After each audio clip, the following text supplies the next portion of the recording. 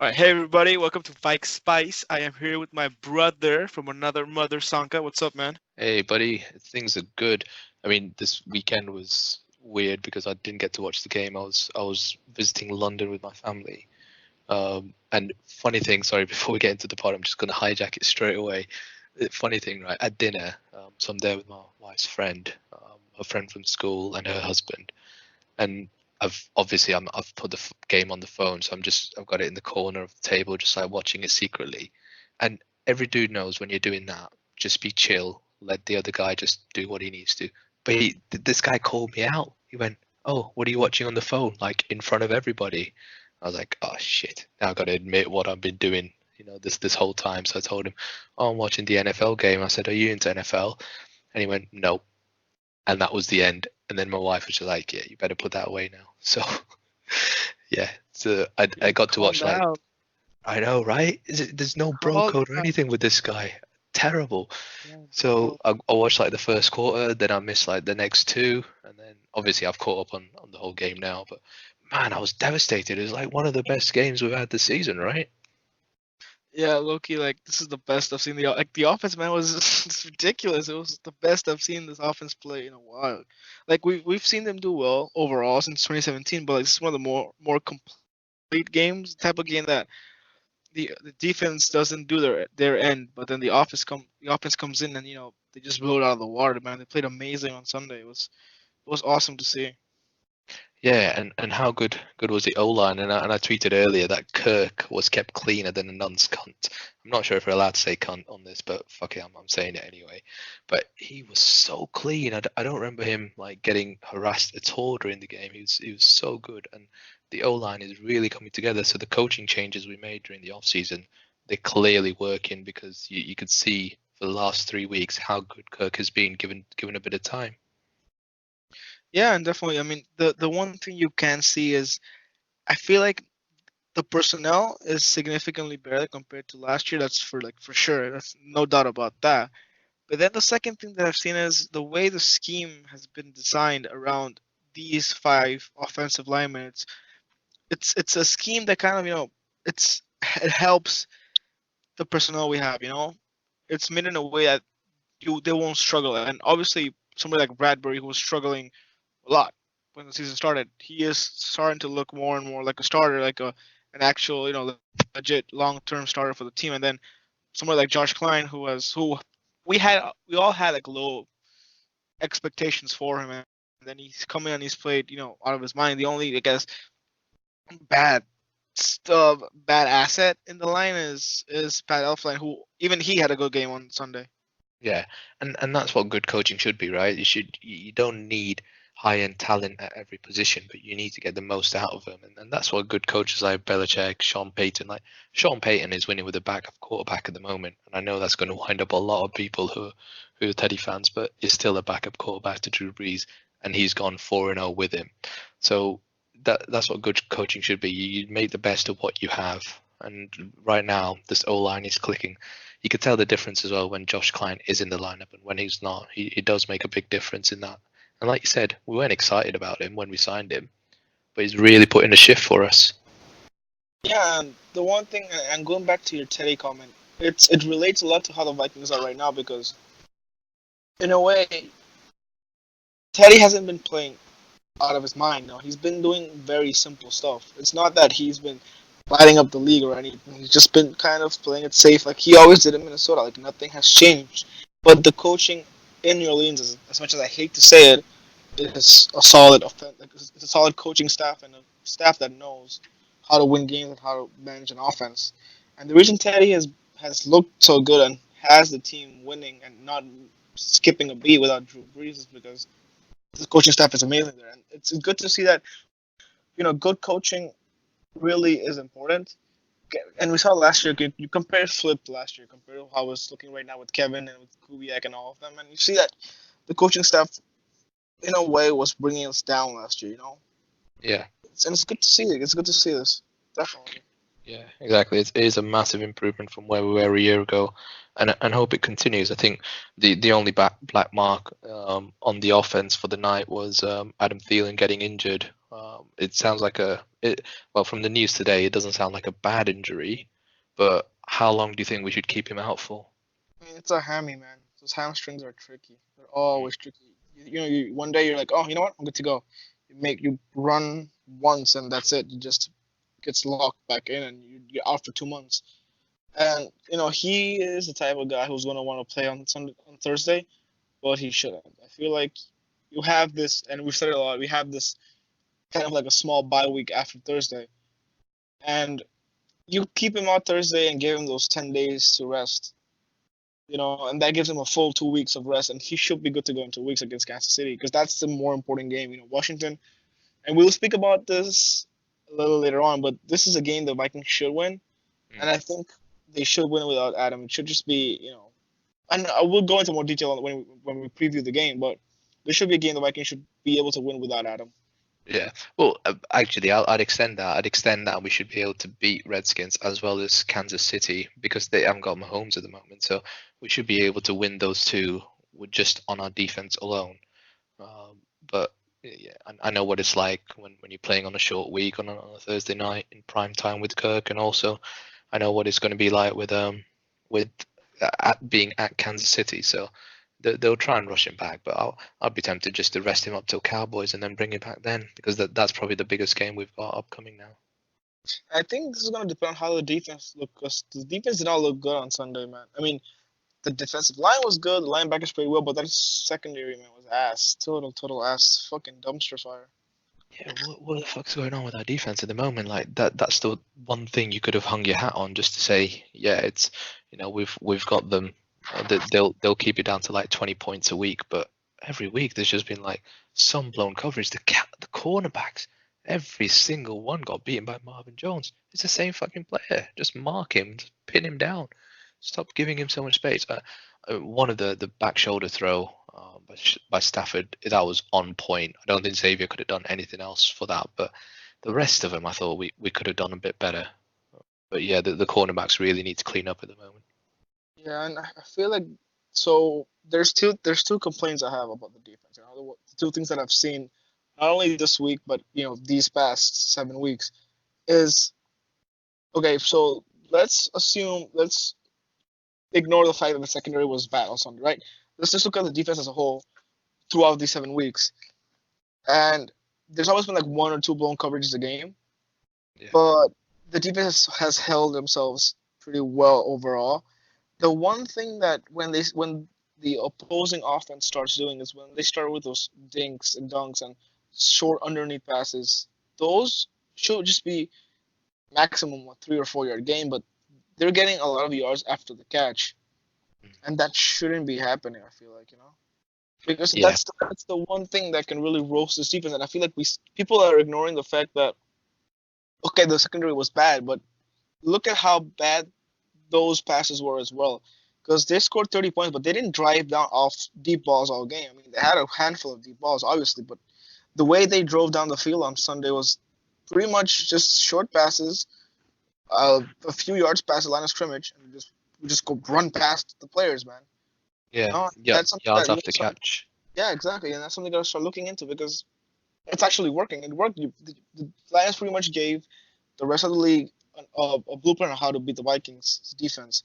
Underneath, short passes after the catch. Yeah. And well, that and the running back running out the backfield and catching it. And the like two weaknesses were spotted because who was it? Was it Sanders against in the Eagles game who ran past and scored a touchdown as well doing that? I think that's the challenge, isn't it? It's running backs who can catch are a big asset to any team at the moment, and weirdly underpaid in the whole league. But yeah, those are the guys that give us loads of problems. I thought it was really good as well that we saw the tight ends finally getting involved in the game. I think it's been so long. I forgot we had Rudy on the team as well. I mean that guy was invisible. He was involved in so much pass blocking that he was barely given a whiff. But at least he finally got a touchdown. So that was really good that both tight ends got really heavily involved in the passing game. Yeah, and to add on to that, I mean that's something that had to be done with Adam being out. So the way I see it is when you lose someone like Adam, you just replace him with one player. Yeah. You replace him with a couple of or a few players, right? And that's what Kyle and BC Johnson, that's what the role was on Sunday. They were supposed to be able to, between the three of them, cover what Adam contributes to the offense, right? Because Adam can easily be 8 catch, 100 yard, 100 plus yard, 1 or 2 touchdown guy a game, right? Yeah, And you don't get that from BC Johnson or Kyle Rudolph or Irv Smith individually. You get that if you combine the three of them, and that's actually true because you got to see it. Because if I'm not mistaken, I think Kyle and Irv had like almost 100 yards receiving, if I'm not mistaken, and then you add the 40 by BC Johnson, and you got a solid 9 catches, 140 yards, 2 touchdowns, right? That should be a stat line for Adam normally. exactly.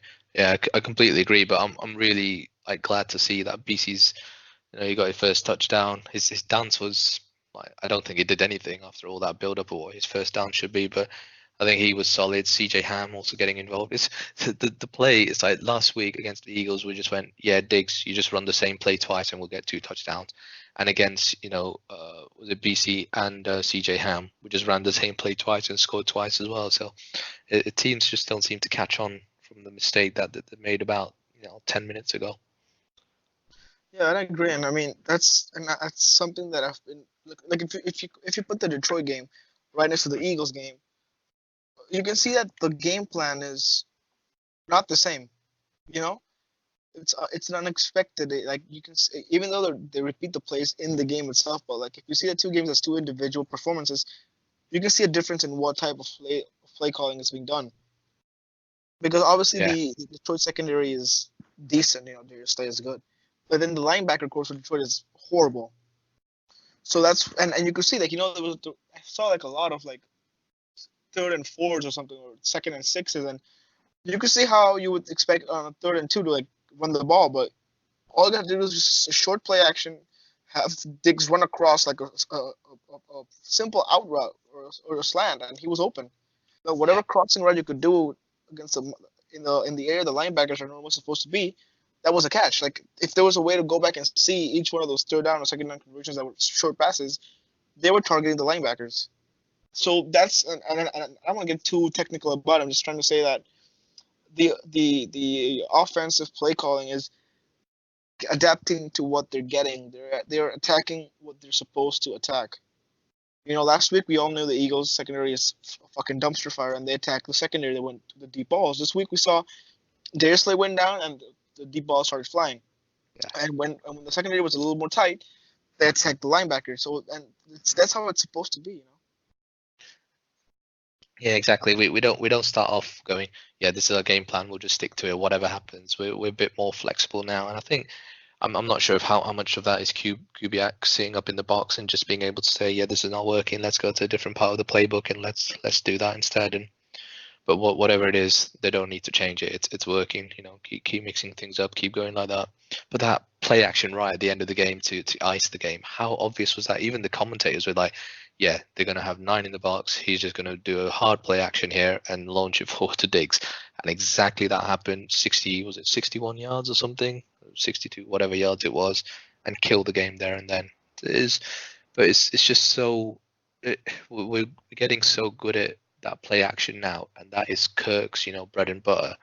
That everyone is calling it, but no one can guard against it. It was the same against, against the Eagles in the NFC Championship game. We knew Nick Foles was going to do play action because that's all he had. He had a shit arm, but he just sold it so well, and he just kept putting the ball on the dime for his receivers, and that was it. And that caught us out. So yeah, Kirk, I'm loving what he's doing at the moment. Yeah, and I agree, man. And that's the thing. So this is what this offense should be because second and six, right? If you don't stack the box, Dalvin's running through you, right? So you have to stack the box, and if you stack the box and you give a one-on-one with Stephon Diggs, who's going to beat 90% of the corners in the league if you put him one-on-one.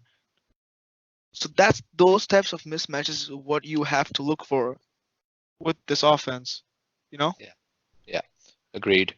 I think that this week they'll moving forward to the Redskins game. There's we should be able to. They just laid an egg at home, right? They scored 0 points being at home against 49ers. Yeah, 49ers are a good team. They're unbeaten, but at home you got to at least try and score 1 point. So that was unbelievable. But just talking about the Redskins, it just reminds me of one of my favorite ever quarterbacks that Vikings had over the last few years is Case Keenum. So before everyone kicks off, I don't think he should be a starter, but I think he's the best backup in the league. And I have him as a backup any day of the week because what he did for us in that 2017 season was unbelievable. But now that he's coming back to play against us, we had a decision right with 3 QBs in 2017: Sam Bradford, Teddy, and Case. Looking back now, do you think we went the right way? I don't. I mean, I feel like it's still too early to tell because and we've spoken about this how cheaper QB contract helps out, right? We've spoken about it a lot, and Case asked for a decent amount of money, like not Kirk money, obviously, but he asked for a decent amount of money when he went to Denver. And I feel like for that contract, he's not worth it, obviously. And if it were up to me to go back and make a choice, I think I'd still take Teddy because off that contract, because Kirk's playing amazing right now, but it's been 3 games, right? We don't know how sustainable this is going to be, and Yeah, that's not a question I can answer until it's week 17 and we know what the fuck happened from yeah, week 8 onwards, right? right. So Yeah, that's the thing. So I mean, hindsight is 2020, obviously, but I feel like this team has always been a team that hasn't invested that much in the QB and have invested in everything else, yeah, right? And I feel like with the scheme that this team has right now, Teddy would have been okay. But there's a lot of factors that go into it, man. Is the defense going to be as good than it is right now? Is it going to be bad as it is right now? Is it going to be better? Does the front office invest more money in the defense? Does it invest more money in the offensive line? Does it invest more money in other areas? Or you just draft somebody? So many things can go into it, right? But I feel like as of right now, I would have gone Teddy just because the salary for him would have been significantly lower. Now, if yeah, Kirk goes ahead and takes us to the playoffs and or maintains this streak that he has going on, then I will change my opinion about it. But as of right now, I don't. As good as Kirk has been, don't have. I still have that fear in the back of my head that he could fuck up any day now. yeah. And that's it. It's I think that's a typical Vikings fan. No matter how good you have it, you always have that fear in the back of your hand. And he just changing the tune a little bit. You could see with Gophers fan as well at the moment. The 7-0, they're absolutely spanking everyone in the way. But every Gophers fan's like, yeah, the balloon's just gonna it's gonna burst any minute. And that is Vikings. We find a way of messing up something down the line. Someone gets hurt, or we just don't stick to what's been working and try and change things up too much or something. But you're right. I think Kirk is still unproven. He's had a good set of games, but he needs to sustain it for a long time. And same with Teddy. He's also unproven at this level over a sustained period of time. But you're right. With Teddy, you could have built a team a bit more than you did around Kirk. I'm not. I don't remember what the free agent class was like back then, but with Kirk, we still managed to sign Sheldon Richardson, who made a massive difference in the run game last year for us. I think who else did we got? We had Tom Johnson back on the D line, so we'd still made improvements on the defensive line. It was the offensive line that we didn't really do much last year, and that's what killed us and killed Kirk really. So yeah, you're right. Right now, I think we would probably lean towards Teddy out of all those 4 QBs that we had in 27, or we had a choice of, until Kirk really shuts us up over the rest of the season. I have one more thing I want to add into the whole contract thing that you were mentioning about, Sheldon and Tom Johnson. And so but don't look at it that way. Don't look at it that exact season, right? Look at it what the Vikings situation for the cap is once the season ends. Mac Alexander is a free agent. Trey Waynes is a free agent. Jaron Kearse is a free agent, and Anthony Harris are free agents. You're losing 4 big pieces of your secondary, maybe this offseason. And if you don't have that Kirk contract, if you have a Teddy contract, you can probably sign at least. Jaron's probably going to be cheap, right? You either let Mac or Trey walk, and then you keep Anthony Harris. You can get 3 out of 4 back if you play your cards right. And now it's a question of which is the one guy that we're going to have to fight and move cap around and keep.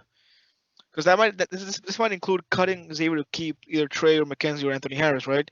Yeah, That becomes an issue. See, so I, that's why, yeah, and that's what I mean with with the Teddy contract. This would not be an issue. We would just sign, in my opinion, we would sign Mac, Anthony and Jaren back. Let Trey walk, or Mm. cut Xavier to keep Trey. You know what I mean? It's it's Yeah, it's, yeah. it's like that, right? Obviously, it depends on what happens and what the front office would have decided. But you have the option to do something, and you're more flexible on that Yeah. scenario.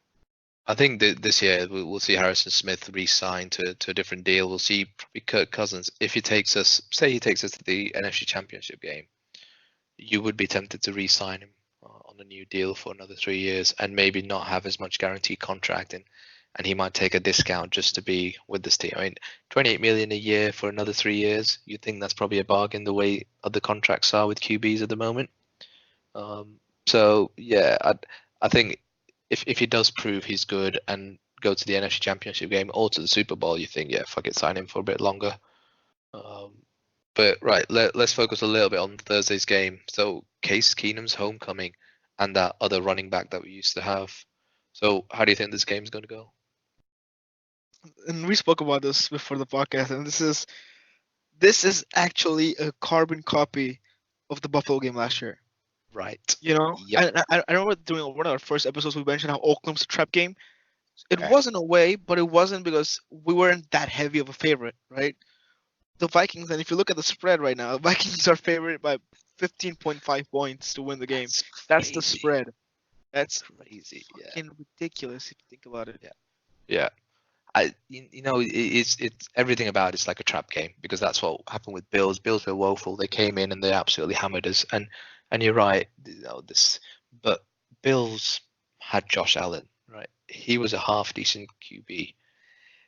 They've got Case Keenum with no like firepower around him. He's got absolutely no weapons to throw to. And it's not like they're just going to hand the ball off to AD about 45 times a game. It's because we can protect against that. So really, what have Washington got that's going to scare us on Thursday night? And I think that's a good point because if Buffalo, when we played them, that game looked different that when we played them compared to the end of the season because they weren't that bad of a team. They weren't as bad as Washington is right now. Yeah, And as you can be, Buffalo is playing pretty well this season, so it's not like we got totally fucked by a bad team. Like they were a pretty decent team. The Vikings still should have won that game, but yeah, I guess yeah, and that's a good point because Washington is just horrible, right? They were if the Dolphins were that close to beating them, they're bad. yeah, yeah, And exactly. yeah, and but it still feels like a trap game because it has if this game goes wrong, man, you know, shit hits the fan fast because they'll be like, oh, Case Yeah. Keenum beat us. Oh, AP just ran for 200 yards against us. Oh, we suck. We lost at home against the fucking one of the worst teams in the fucking league. All that stuff. All Yeah, that stuff starts to add up, and then it becomes a total shit show. If but you you thought step Stephon back. complaining, yeah, but I mean, if you thought Stephon complaining and Adam and Kirk apologizing to each other, that if that was if you think that was a shit show, just wait and see what happens if the Vikings lose on Thursday. I'm laughing because oh my god, we would absolutely blow a nut, especially on our Twitter. Like fucking everyone would go crazy. All the Kirk haters would come out. All the Zim haters would be like, yeah, fire him, get rid of Rick. Can't believe we traded away Case Keenum and all that shit. It'd be fucking amazing. But there's a huge part of me that just goes, yeah, you know what? Sometimes I just want to watch the world burn a little bit. But no, not against the Redskins. But we did say right 3.5 weeks ago that if we go 3-1 out of these 4 game stretch, we'll be happy. So it's not the end of the world if we go 0-1 this week. But you're right. I don't. I'm I so don't see confident. it. I don't see it. I don't see us losing. Yeah, exactly. But you saw us losing last week, so let me just remind you of that. No, Because I that. I got that on Twitter enough, bro. I got that on Twitter all day long. I mean, I'm happy I was wrong, bro. I'm extremely happy I was wrong. Exactly right. You're better to be wrong like that than like me, who's just always extremely optimistic. But Yeah. I think Redskins, we're gonna okay. Let's do score predictions. What do you think we'll win by? So I want you to go first because I got a gambling tip as well. So you go first. Okay, well, so how every week I give the predictions. I always go 45 and nothing, right? That's my. It Right, started off right. as a joke, and I just do that every time. So I think this week it's actually going to come true. They're not going to score any, and we're going to drop a 45 bomb on them. You guys heard it first. Sanka says 45-0. Holy fuck. How about that? So I'm gonna be a little more realistic, right? Because I'm kind of a gambler in a way. So to all the gambling listeners, you take Washington plus 15.5 because that means they either win the game or they lose by 15 points or less. And I think the Vikings were going to win about by 10 or maximum 13 points. It won't be more than 13 points because garbage time is really a bitch, you know. Yeah. And my Yeah. score prediction for this game, I want to say, I'll say 24-10. Okay. So if you did take the over on 15.5, you'd lose that bet then. No, not the over, the spread. Oh, okay, You're taking the sorry. spread, yeah, because Yeah, you're yeah. taking Washington plus 15.5. So Okay, this sorry. pretty much Yeah, ends yeah. up being Minnesota minus 14, which you hit the bet for Washington plus Yeah. 15.5. So, okay, let me ask you another prediction then. Case Keenum interceptions over and under 2.5. I won't say under 2.5, but over 1.5. I won't say two picks. Right. Two Okay. picks.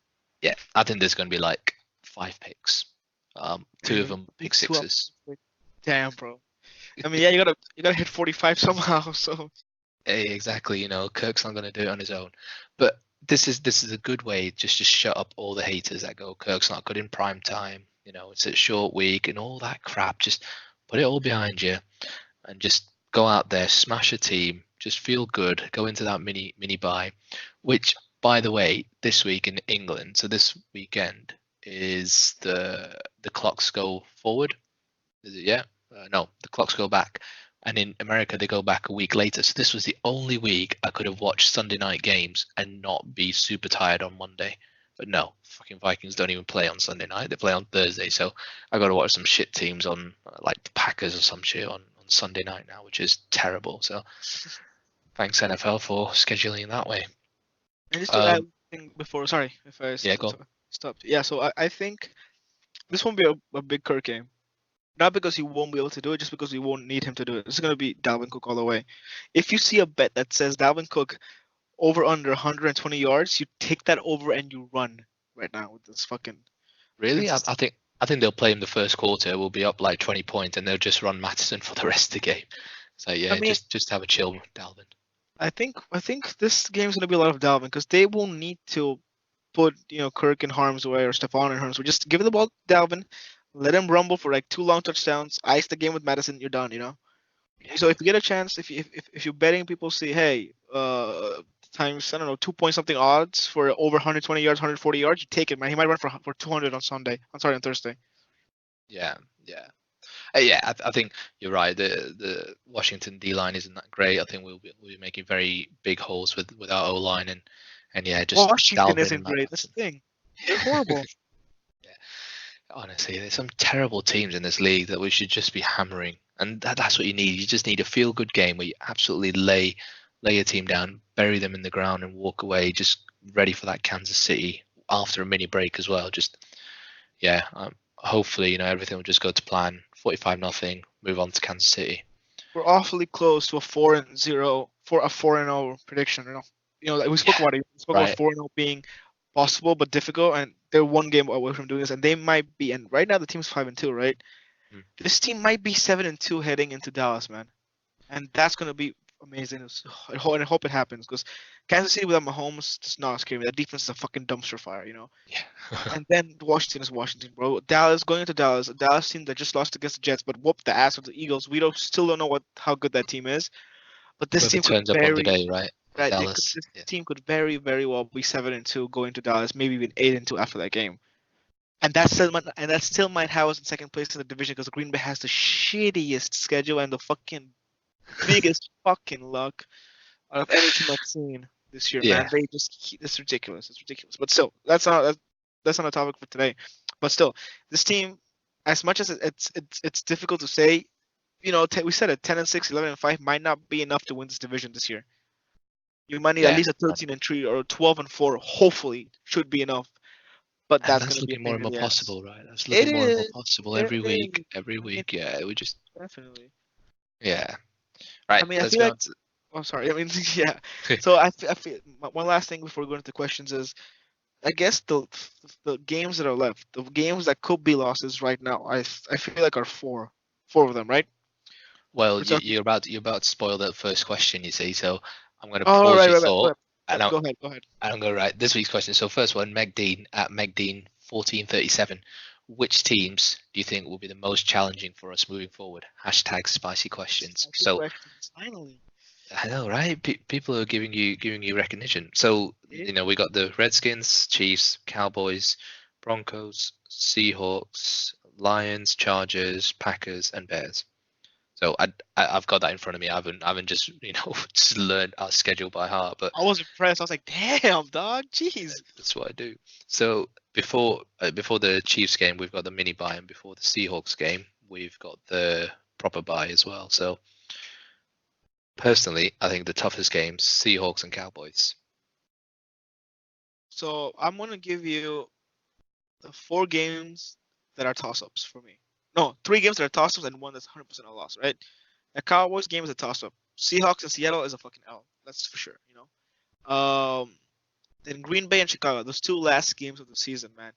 So At home, though. At home. I mean, they're home definitely. This team is different at home, right? Yeah. So let's assume that the Seahawks game and the Cowboys game are losses, right? Let's just assume that just for argument's sake, right? This team is 10 and 4. They would be 10 and 4 heading into the Green Bay game at home, right? Yeah. Yeah. If you win those 2 games, man, you go 12 and 4 and you pretty much get the division, right? I don't think the Packers are gonna go 12 and 4 or better. They have, and I want to see their schedule because I don't get their schedule, man. Because we saw last week, I feel like they have like 12 home games, man. It makes no fucking sense, right? Yeah. So unfortunately, they get the Chiefs this week, and it could have come at a worse timing, right? Right, with So- Mahomes injured. So yeah, So that's easy so for them. they got Chiefs, Chargers, Panthers, Niners, Giants, Redskins, and Bears, Vikings, and Lions, right? Panthers is a tough one. Panthers Panthers and 49ers, man, they might be able to beat Green Bay. Is my opinion, right? That's 2 more losses to them. They might not lose their first game until week 10. Yeah. Sorry, week 10, which would be the Panthers game, which is in Green Bay again. I don't fucking get the logic. It is in Green Bay, and then it could. I mean, I don't see them lose. This team might go 14-2 or 13-3 and just edges up by 1 game. Yeah, you could easily see that happening, but I could see them not surviving as well, just the running out of luck as well, because they've been so lucky with the referees' calls. They've been so lucky with just The like Lions the should have Chicago won game. that game. The Lions should have won Exactly right. Yeah. So I can see them just messing up once or twice, and then they've got, I think they're away at Lions, they're away with Vikings, yeah, and then the home game against Chicago, and Chicago could just turn up. And Trubisky, man, how awful was he on Sunday? If you haven't seen the highlights of that game, you just need to watch him miss everything. He was terrible. The hot takes, the preseason hot takes, like, Trubisky is the favorite to win the fucking MVP. Yo, fuck yourself, you fucking idiot. Who the What a terrible prediction. We have been saying this, like people like Arif and everybody at the Daily Norseman and everybody has been saying this Trubisky is ass. And we know, like, this whole Viking fan base does not understand why he gets so much fucking love. Like, there are no reasons. Just because he can run fast, could be fucking kidding me. That makes no sense. I can't believe they picked him over Mahomes and Watson. I'm just not. Shit show. I mean, I can't believe it, but I am so happy they fucked up. Right, I exactly. can't believe they traded up to grab Trubisky. It's not like they traded up. They could have easily grabbed Mahomes or Watson without even trading, but they gave up a fuck ton of picks and went for Trubisky, and that's perfect. Perfect. Love it. So one last thing before the last on. question is the Packers are 6-1, right? If I'm not mistaken, right? Yeah. 7? Hold up, 8-3, 9. I don't know, bro. They could be 11-3 heading into the Vikings game, or the Vikings could be. We could be similar as well. We could be like. And then one game behind. It's still 1 game behind, like we are right now, right? The Vikings win that game, and it'd still be behind like half a game, and we'd have to whoop Chicago at home, and then. What would be the tiebreaker? The division record, right? So we've got at the moment we're 1-2, and they're 3-0. So if we win the last 3 home games, we would be 4-2. That should. I mean, and assuming they lose against the Lions, they might just be 4-2 as well. So, but I mean, if they lose against the Lions, then we would have a game over them, because they'd be 11-5 and we would be 12-4. Exactly. right? Exactly. So And that's the thing, though. This team, like this Vikings team, needs one home game. We need that second or third, that second seed.